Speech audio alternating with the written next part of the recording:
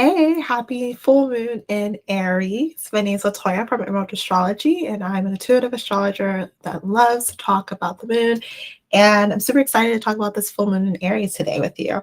So, this full moon actually happens on Sunday, October 9th at 3:54 p.m. Central, do a time zone thing. And it's actually going to be at 16 degrees in Aries. So wherever Aries is placed in your chart, symbol looks like this. You want to take a look at because that's the house or area of your life that is going to be highlighted during the full moon in Aries. So let's talk about what the full moon means if you're new to this channel. So the full moon basically means, it's an area of your life is being illuminated, you're seeing it more clearly, and this is a great time to celebrate what you've accomplished or dodged, leading up from the new moon to the full moon cycle. And with Aries being a fire cardinal sign, this brings our attention to things that is like that we're passionate about and we're really wanting to get things moving, get things started. And, we're in Libra season at the moment. So, things are slowing down, cooling off, and, we're just getting that change of season going on. And so right now we are feeling that like change of season in our lives. And it will be auspicious if we actually look towards what we're passionate about and then how that can be brought to our relationships so that we're feeling whole, the relationship is whole, the other is whole, all is good.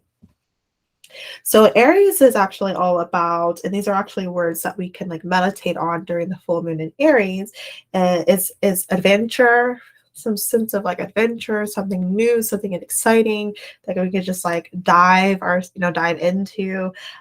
Independence, like what does that look like for us in this season of our lives? How can we become more independent and actually bring ourselves more into the relationship?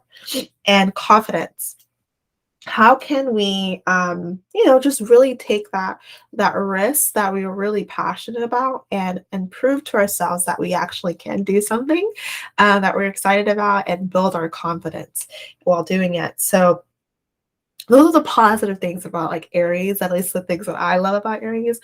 And but the negative or the parts, the shadow parts, the part that needs to be processed and looked at and loved on is that aggression. So if we're finding ourselves more aggressive during the full moon in Aries, this is something that we, pay attention to. We need to realize that, okay, we're feeling this way and we need to figure out how, like what is not being expressed, what is not being honored about ourselves, and put our attention to it, put our energy towards that. Again, it's bad temper. So again, you're just agitated, frustrated. So that's just a signal of like something's not right and it needs to be looked at and adjust immediately. And this tendency of being like extremely outspoken, even whenever it's not called for. So we kind of have to bring in that Libra aspect in for a little bit because Libra is opposite of Aries. So we have to figure out when is it appropriate to actually speak our mind, and is it actually going to improve the situation, or like actually have a look at that and realize like, okay, when is it actually appropriate to speak my mind, but at the same time not to like ignore what you're thinking or suppress it or anything like that. With the full moon in Aries, it's important that we're honest and that we are clear about what we are bringing to the table or what we're wanting to chase after. But we have to find the appropriate time to bring it up, to bring it to the person or whatever situation we're in that has to deal with the other. Now, I mentioned Libra season, but pretty much we are in Libra season, and this is a great time to focus on relationships, focus on how we are relating to the other, and like how like the actual relationship is fulfilling a certain role in our lives. So a lot of our attention's here. Some things, we might be upset about. I know like several people I've spoke to have had a lot of upheaval moments in their relationships. And so some secrets had came out during the new moon in Libra. A lot of people had mentioned that they're like, just like not happy with a relationship, or, so certain things like that, or like, their work situation is not what they cut out to be. And so just looking for ways to do different or better, find relationships that are actually fulfilling is like definitely in the air right now. Um, so that's the thing, is figuring out how to make that work. And that's our focus. Now, with the full moon being in Aries, and how we can balance this out, this frustration that we might have with our relationships, with people, our situations in general, because we're in a relation to everything, around us, is focusing on what Aries wants to talk about. Focus on what Aries is indicating in our chart. And overall, this has to do with like our personal values and our personal, like our passions, and how that is being brought, forth into our lives, into our relationships, into our work, into our children, whatever Aries house that Aries rules for you. Now, another thing, let's go ahead and like talk about like the feeling of this moon and what to look out for. So obviously the sun will be in opposition to the moon, and that will make the full moon situation.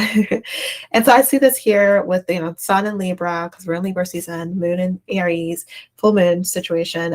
Is that there's this need of balance of what we are focused on relationship wise, and the place that Aries rules for us. So we're trying to bring those two situations of our lives into balance, considering them both, and realizing that they both bring something to the table, and it's important for us to consider them both as we are having our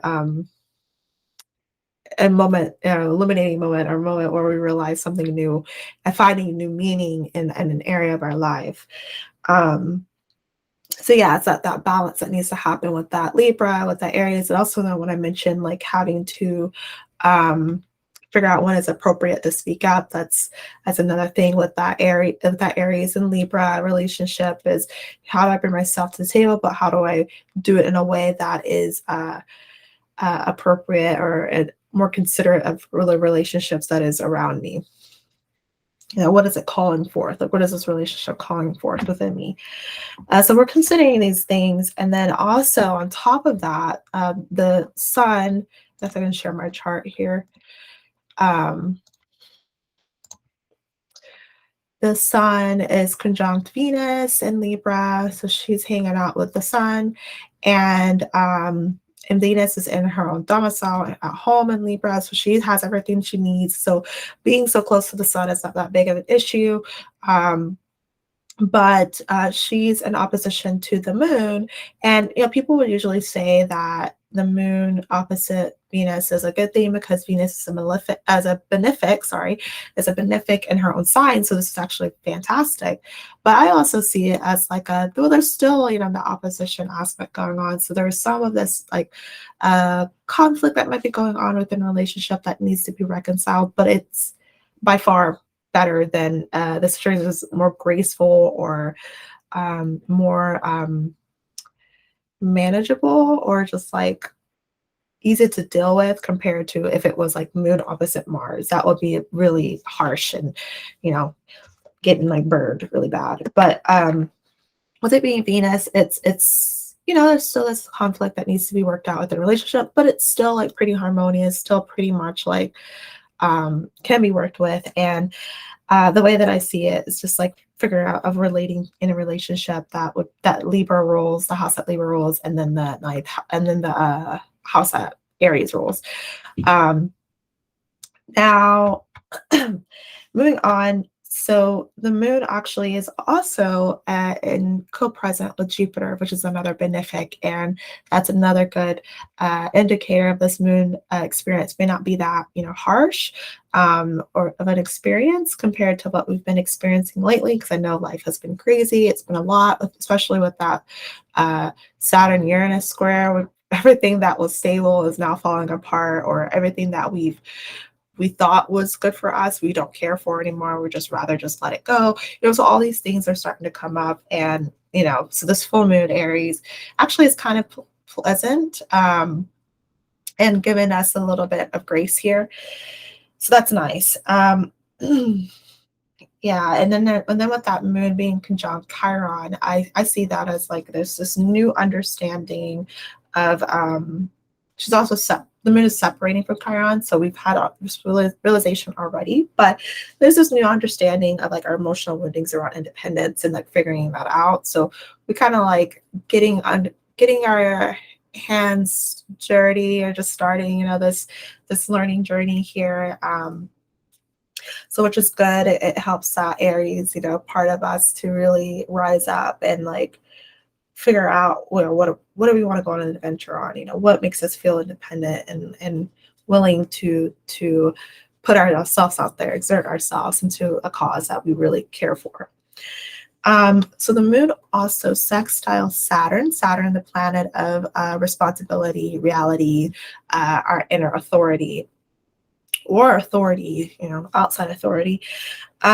With it being a sextile, this shows that there's this opportunity to really harness these past experiences or habits that we've had, and creating new situations for ourselves that are actually grounded.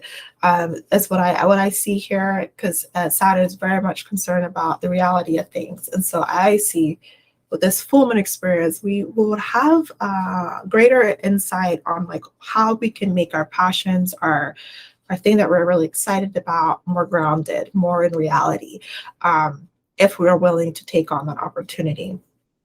So there's that there, which just makes me really excited about this full moon experience.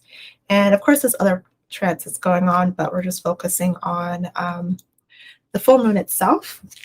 So what can you do on this new moon, this full moon, sorry, this full moon experience? So for one, you need to trust the desire to reach for something higher than what you've already experienced before, so higher than what you're used to, as going beyond your own understanding and just really trusting this passion of yours. And I think it's like an element that Aries can really like relate to, is that they're much more trusting than any other sign in a way, but still, of course, there's that Mars that rules the side, so it's could be like defensive and like combative. But I think for instance, Aries is definitely more trusting than Taurus. Taurus has to be more calculated in how they do their thing, and Aries is just like, I have this idea and I'm going to go out and do it, and we'll figure it out as we go. So there's this element of trust that's there, and trust in the universe that you'll figure it out. Opportunities will come to you. So I think that is definitely something that you could do, is just like practicing trust. And it doesn't have to be like anything like extreme, like I'm going to do this thing, extreme thing, unless, there's a lot of planets and stuff that are being activated here in this area of your life. But this is definitely a good time to test your trusting muscle by doing something small or big if you feel called to do that. Being okay, another thing is being okay with being opinionated. So having your own opinion on something and standing by it. So that's another way that you can practice this full moon and Aries experience, when otherwise you would have just gone along with the other person, even though you feel like at odds with what they're saying. Instead, practice standing out for yourself. Practice saying, that doesn't work for me. Let's try something else, or I had this in mind instead, or what do you think? Just really speaking out, advocating for yourself will be a good practice for the full moon. Another thing, if you're about energy work, spiritual work, clearing out your chakra, especially your root chakra. So this is the chakra that has to do with feeling like you belong here on the planet, feeling like you belong in the space that you are in, and that you are safe to take up space. So, maybe you could do affirmations here. Maybe you can visualize a white light coming down to your root, all through your chakras, but really focusing on your root chakra, and then planting it in the light into the earth, the center of the earth, and bringing out any of that muck and clog and energy blockages that are maybe within your energy centers, and release them back into the earth so that you are feeling more grounded and okay with being here on earth. So I think definitely working on clearing out your root chakra is needed. Maybe you can wear more red during this time. That would also help. Or eating more red foods. Um, Maybe doing some workouts, really being active in your body will be really helpful during this full moon experience. Um, and another thing is paying close attention to those who actually stick around, once you show your true self, you speak up for yourself, those that want to go on an adventure with you, those are willing to move their bodies with you. Those are your people, and keep them close. So, yeah, so pay attention to these relationships that you have, because we're still in Libra season, and this time we want to really focus on bringing ourselves to the relationship. So that's what I have there, what you can do. Let's see if we can get some guidance from the Moonology Oracle card.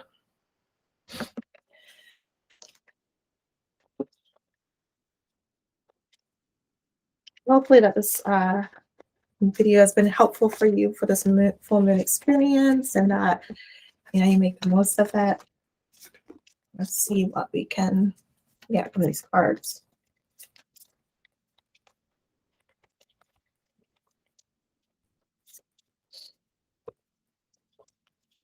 Usually it takes a while. Oh, it's kind of like sticky. Let me try again. I usually like waiting until it flies out. Okay. I think we got two. Okay. Have faith in your dreams. So we talked about that. And meditate and contemplate. I think this is also coming up with the meditate and contemplate, because Mars later this month will be is slowing down, and later this month will station retrograde. So having faith in what you are wanting to chase after, your dreams, and really reviewing the relationships that you're in, and figuring out, is this people actually for me? Are they with me? Or are we like at odds? And but so what's going on? How can we make this work if we really want to make that relationship work, if that's your focus? So yeah, giving yourself that time to contemplate, to figure it out, but also having faith, also trusting that you can have what you want. It just takes time, right? So that's your moon guidance there. If you are wanting to dive deeper into this moon experience or future moon experiences, like you just want to be ahead of the game, and really just want to really navigate these waters of some more moon guidance, and before me having to create these videos, then definitely become a Moon Lover member on my Patreon. I have that for you, because will help you just stay prepared for what's up ahead energetically, and how to get grounded in reality and feeling good, so that you're actually manifesting the life that you really, really want. So if you're wanting to be a Moon Lover member, I would love to have you join and be a part of that community. And every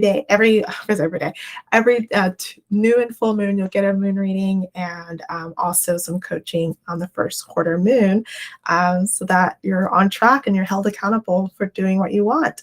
So if that's for you, definitely become a moon member down below with the link or in the description. And yeah, I hope to see you on the other side. Other than that, I hope you have a great full moon in Aries. Bye.